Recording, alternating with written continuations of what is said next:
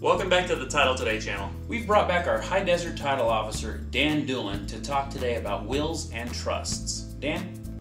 Hi, I'm Dan Doolin. I'm here today to talk about wills and trusts and how title insurance companies view those in their everyday work. First, starting with wills. A will is a written instrument that bequeaths your property to your heirs.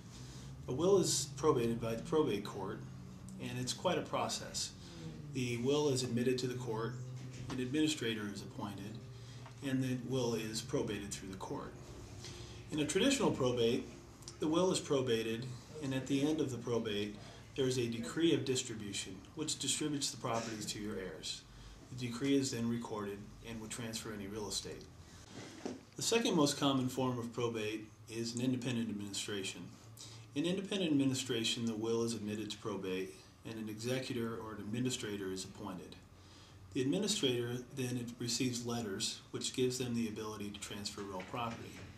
Letters are recorded with the county recorder's office, and those letters are the authority for them to execute real estate documents. Prior to a sale, they send what's called a notice of proposed action to all of the heirs, so that they have an opportunity to object to a particular transaction. After that 20-day appeal period has passed, then the administrator has the ability to sell the property and execute a deed.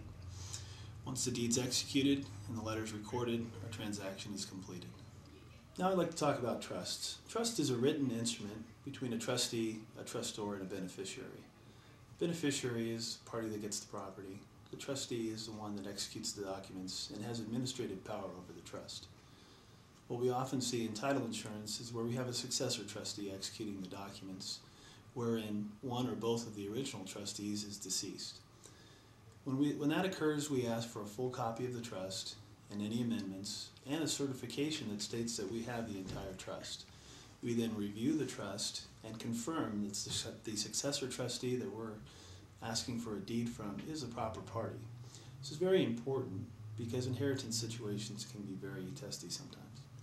To recap, in a will versus a trust, a will has to go through a probate process, and it takes time.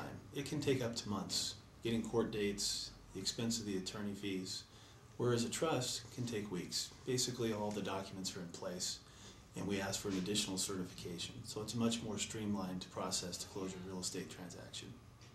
Thank you for your time.